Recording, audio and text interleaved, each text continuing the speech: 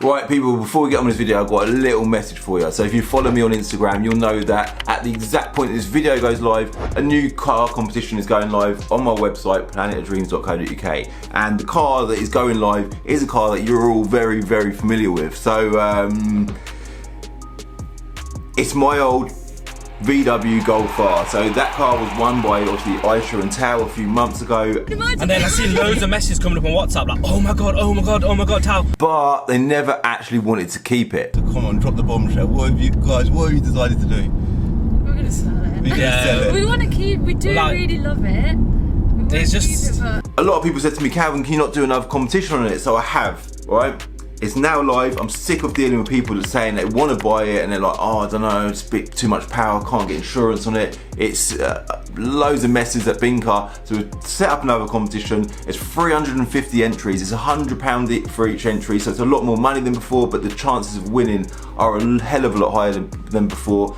I want you to know that if this, through some people's eyes, is considered as gambling, and of course, if you're not about gambling, if you don't like having punts or gambles at things, don't do it whatsoever, right? But if you are like me and you have a punt at things and you take little chances, head over to the website planetofdreams.co.uk. Someone is going to win that car. I hope that this time round, the person that wins it keeps it. That'd be amazing. And whoever does win it, I want to get a video of them on the channel and, you know, show the world the new owner of the Golf R. So give Planet of Dreams a follow on Instagram as well, at planetofdreams.co.uk, and check out the website if you want to get involved, all right? And like I said, if none of that is of any interest to you, ignore all of it, just chill out and enjoy the video. Right, so I'm just at work, eating lunch, yeah, trying to eat healthy at the minute, just trying to keep up with gym and all that, but just paid a tax bill as well. Quickly, won't show you how much I've just paid, but it's a stupid amount of money. They deserve that, don't they? The old tax man, he deserves that. Yeah, we've just had an FN2 Type R come in, and I think I've done a couple of videos on these previously, but nothing too recent. And I thought, you know what, I need to get out in this car because I'm a big fan of EP3 Type Rs, love EP3 Type Rs, but they are getting a bit old now, and the FN2 was like the next one in line. And I suppose they are like a medium to low budget sports hatch, so they're quite a thing that everyone looks at, I suppose. So we're going to get out for a little drive, have a little look around it first, of course, and then at the end of the video we're going to do Draggy times, alright? So let's go and check it out.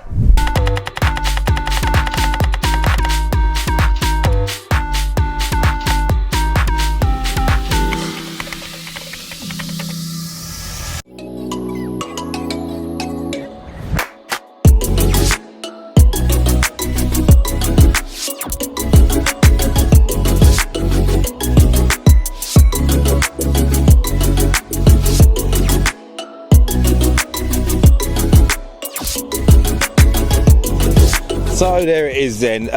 Before we get on with this video, I want to apologise if the cinematics ain't too great today, because my main camera, so this is camera number 2 that I'm using right now, camera number 1 is playing tricks on me, so we're just going to be using this for all the cinematics and this kind of work as well. So FN2 Type R, I think if I was buying one of these cars, what I would want to know, if I'd never driven one before, is it much of an improvement than the early car? The EP3 Type Rs were loved. They've got a great stigma. They were brilliant cars. Everyone loved them, and they were just a really good car. And this is obviously the later one, the next one up. In theory, this should be loads better. And a lot of people have, there's definitely mixed opinions about whether this is better than an EP3 or not. So I've definitely got an opinion on it, and as this video unfolds, I'm going to tell you exactly what my thoughts are on these cars, because I've had absolutely loads of them. And yeah, like I say, as it unfolds, I'll let you know a bit more about it. So this particular car is a category N car. So as you can see, like we're an auction, and all of the cars, that's my valeter. Jam, did you clean this car? Did you? Did you clean it? Like, this is like, so my my valeter guy there, he's actually cleaned this car, and yeah, we need to show him how to clean them properly, I think. He's going. So where was I? I can't remember what I was saying now.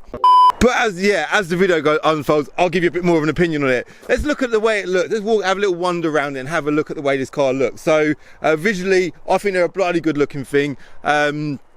when they come out, they were extremely modern for their times. This is a 57 plate car. I think they come out around 2006, 2007. So this is like an early version of one. They only come as a 3-door, again, like the EP3, and just a bit more of a bubble look compared to, well, you're not cleaning it now, man. I'm doing a video on it. Bit more of a bubble look. And as you come around the back, this whole strip across the back is just a lot more of a modern looking car. Now, as you go inside, in fact, let's quickly talk about the way the spoiler's sort of in the centre of the rear window there. So just a little touch, like even the two exhausts at the back, they're not actually exhausts, they're little fake things, a bit like my RS6, but you know, it's quite a good look, isn't it? It's good visuals. So yeah, inside, massive improvement on the interior. The EP3s were really dull on the interior, but again, the EP3 was quite a raw driving car. It didn't matter that it had a poor interior. It just it served such a good purpose, that car, so it didn't really let it down too much. But it was nice to see that when Honda brought this Type R out, they improved it massively on the inside. Now look at them seats as well. So yeah, I really like that. Under the bonnet, let's quickly jump under there.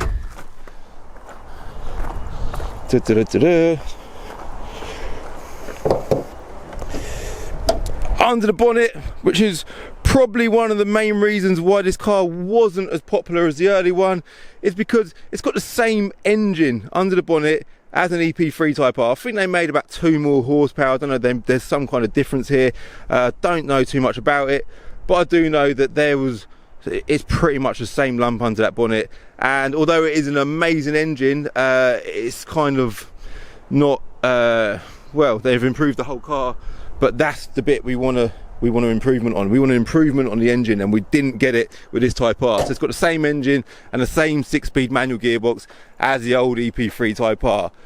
One of the things I loved about an EP3 Type R was the fact that it had a dash mounted gear stick. Now this has kind of got a semi-dash mounted gear stick, so it's kind of mounted in the middle just there. So most cars have got gear stick just down here, and EP3's got it sort of up here, and then an FN2 has got it there, which I think is honestly, when this car come out, for me that was a bit of a letdown, because I was a proud owner of an EP3 Type R, and one of the things I loved about that car was getting in it and changing gear with the gear stick up here. I know every van on the road has got a gear stick up there, but I don't know, it's just nice to have it in a car. So yeah, that was a little bit of a letdown.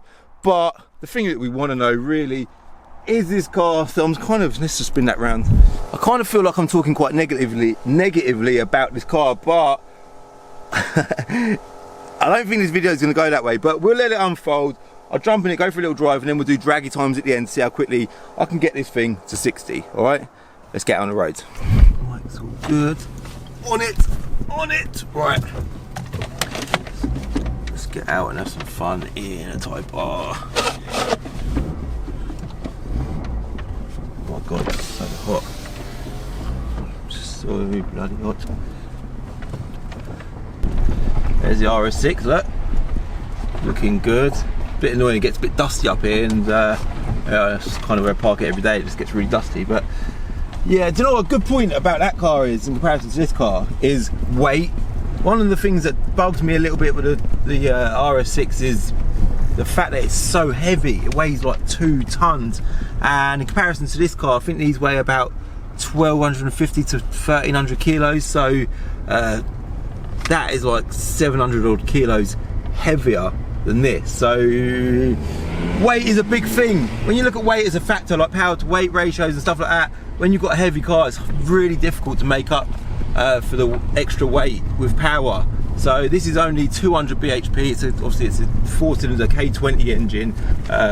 200 bhp ain't a lot, but when you're in a little lightweight car like this, it is it ain't too disappointing.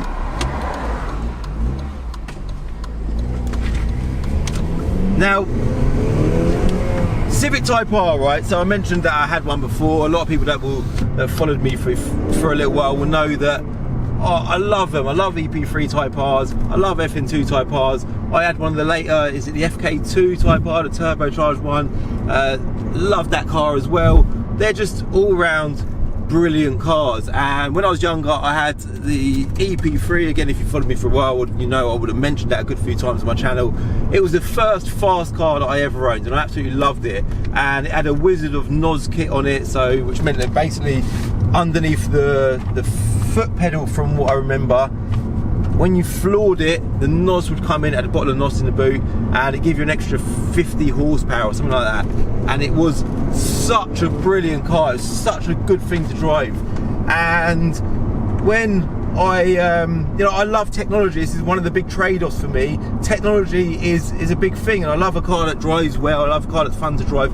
But when the FN2 Type R came out, I remember thinking, this is so much better than EP3. It offers so much more. Like the dash, from the driving point of view, when you look at this dash, even nowadays there isn't much that compares to it. It is super modern. So from that point of view, it was a really confusing time for me. Me being a young petrol head, I was about 19 years old, and I owned my EP3. And then in 2006, how old would I have been in 2006? That works out exactly right.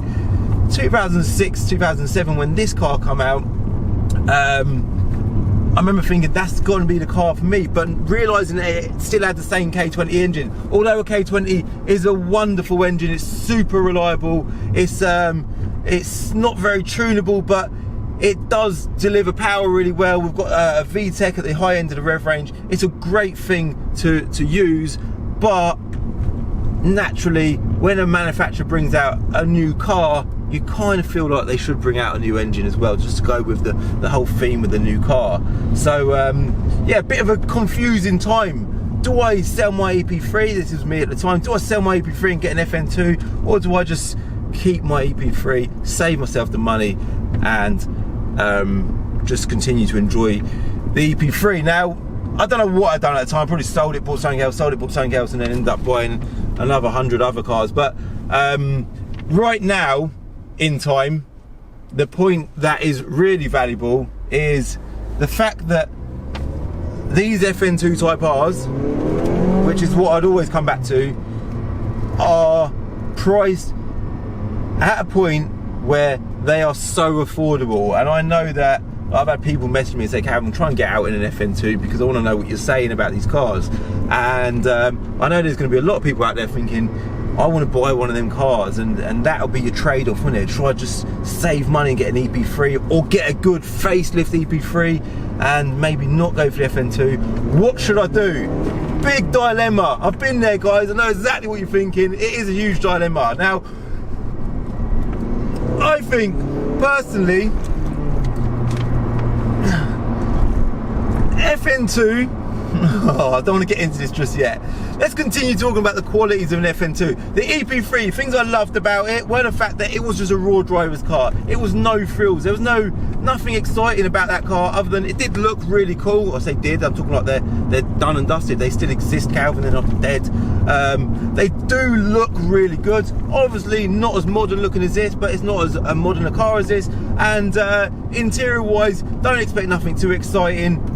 Spec options, I think the only spec they come with was either, I mean, you could pay extra and have fog lights, I think, in the bumper, or aircon was an option as well.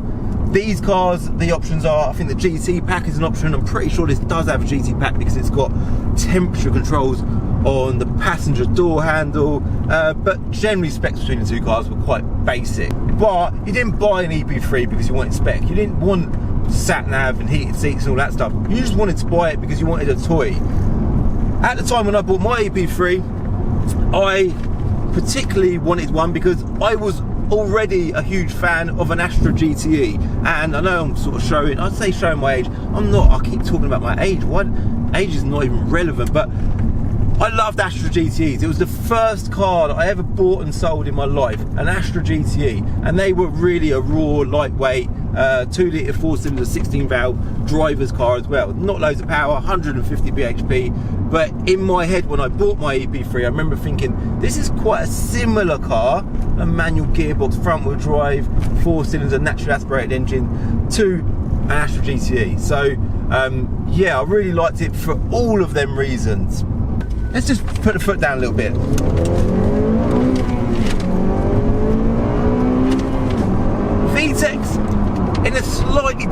point of the rev range on these, I think. I think in an EP3, VTEC kicks in at about 5,800 revs. Correct me if I'm wrong in the comments. And these are from memory, I don't know. Let's see if I can feel it. A bit sooner, I'd say about 5,500 revs. So the VTEC in theory is slightly longer. When I drove this car, or an FN2 for the first time, I remember feeling a little bit underwhelmed with the way the VTEC kicks in. For some reason on an EP3 it just feels like they've got a harsher VTEC, which is obviously what you want. Weight differences between the two, I mean, you can Google around and some places say they weigh exactly the same as an EP3, but I'm pretty sure it's about 60 kilograms weight difference between this and the EP3. Obviously this is the heavier one, which is quite impressive considering how much more of a car you're getting for your weight. That's the word I'm looking for. It feels like it should be a lot heavier car, which is why I thought, you know what, that's obviously why the VTEC doesn't kick in as harshly, maybe because the VTEC's trying to pull a bigger, heavier car. That is not the case. I don't know why the reason that is. Maybe because it does kick in a bit earlier, that they've kind of, I don't know, reserved the power. I don't know, no idea. But I concluded at a certain stage of my life that an FN2 Type R was the best thing for the money that existed on the car market, because they were less money than like an S3 or a comparable sports hatch, and they offered similar qualities, and you could get one of these with sat nav. The interior was like nothing else. Like you know, you could go and pick up a chick and she'd get in the car and be like, "Oh, you got a nice car." That's that sort of thing. Whereas with an EP3, it wouldn't offer that. And as a young lad, you know, I did like the girls. I still do, but I'm committed to one. You know, I'm a decent guy like that. So the question, the killer question with an FN2 Type R is it? Let me just feel some power. Yeah, see the VTEC's there. The problem I've got is I've drove to work today in a 700 bhp Audi RS6, and jumping in this, it does feel a little bit underwhelming, if I'm honest with you. But how can I be such a bloody idiot and compare this to a 700 bhp Audi RS6? That's just not fair. Does it feel good for a 200 bhp sports hatch? Of course it does. It's a great car. They're high revving, they're super reliable. Unlike my RS6, this will get you on any journey you want without breaking down, and you will enjoy it the whole way there. I'm pretty sure I had my indicator on, didn't it? Yeah, I did. But VTEC is right up the top there. It's a wicked thing to drive. Wicked, alright? Manual gearbox, they only come with a manual gearbox. But the killer question is it better than an EP3 Type R? And I think the simple answer to that is it really does depend on you as the buyer, the person that's going to drive this car. It depends what you're after. Would I prefer this over an EP3? Do you know what? It depends what you want the car. I keep thinking that's police. I'm like, police come in, but it's a little bit of a squeak from the brake, I think. Is it a better car than an EP3 Type R? Yes, it is a better car than an EP3 Type R. Honda built a better car here. But if you want to go out and have a proper tear up, have loads of fun in a car and drive it like you stole it, an EP3 is exactly that car. An FN2 Type R is a slightly different animal. It ain't quite as hardcore and aggressive and raw as an EP3 Type R, but if you do feel like you want to get in the driver's seat of one of these cars and buy one and own one, I highly recommend them because they are really good cars. All right, you'll love it. You'll absolutely love it. You can't not have fun in a front wheel drive manual gearbox 4-cylinder 2 litre 200 bhp sports hatch. You just can't not enjoy that. That is pure enjoyment on a plate. All right, so what I'm going to do before I end the video is I'm going to do draggy times, because that's what you want to know. For those that are new to my channel, I do draggy times a lot. I've got a draggy box mounted to my passenger window just there, and I've got a CCD draggy leaderboard. I've got a private road, so I tend to do draggy times in all of my cars just to see where they fall on the leaderboard. So we're going to do a few runs in this, see how quickly we can get it to 60, and I'll put back in a sec and I'll quote the times, all right? So let's do that, and I'll see you in a bit. Handbrake on. 3, 2, 1. Oh, quick gear change that was. Felt quick. Definitely felt quick. I'll see you in a bit. Right, so I'm back at Binker now, and I've done the draggy times, and ironically, like, I've done draggy times on an EP3 Type R before, and it's very similar times for an EP3 Type R. I suppose the question is it quicker than an EP3 Type R? Now, how am I going to word this? I think, let's get it out. I done 0-60 in this car and I'll bring up the leaderboard now, in 7.25 seconds. They're quoted to do 0-60 in 6.6 seconds. This has got Pirelli P0s on the front with great tread. I did struggle a little bit for traction. Traction control was obviously off, and it did wheel spin a bit. But I think where the downfall with this car is, and it's the same thing again with the EP3 Type R, is you don't quite make 60 in second gear, which means you have to change gear again to third gear, and that gives you a delay, which makes it difficult to get 60 in a very quick time. So it actually does 59 miles per hour. It shows that on the speedo, 59 miles an hour in second gear. So 7.25 seconds 60, so it falls between, so it does make it quicker. If you look at the leaderboard on the time, sorry, on the EP3 Type R was 7.33 seconds, so it puts it between the 330D cab, the convertible auto, and the EP3 Type R. It's pretty good, but not very good at the same time. It's strange that it managed to do it quicker than an EP3 though. I don't know how it done that. That's really odd.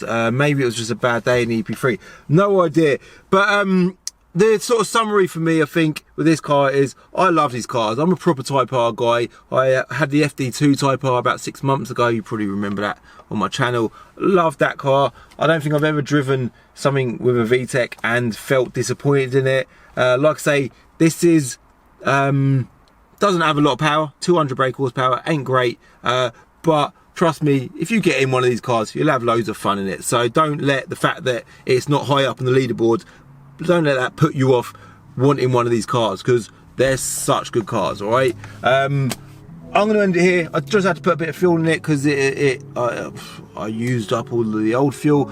So this is now a car in stock that has fuel in it. That's like quite a rare thing on any dealership. So, but yeah, I'm going to end it here. Hope you liked the video. If you did like the video, hit like. If you're new, hit subscribe and hit the bell icon to get notified when I upload a video. And I'll see you in my next video, alright? Bye. In the next episode of Diary of a Car Trader, I buy a Mercedes C43 AMG and I get out for a little drive in it.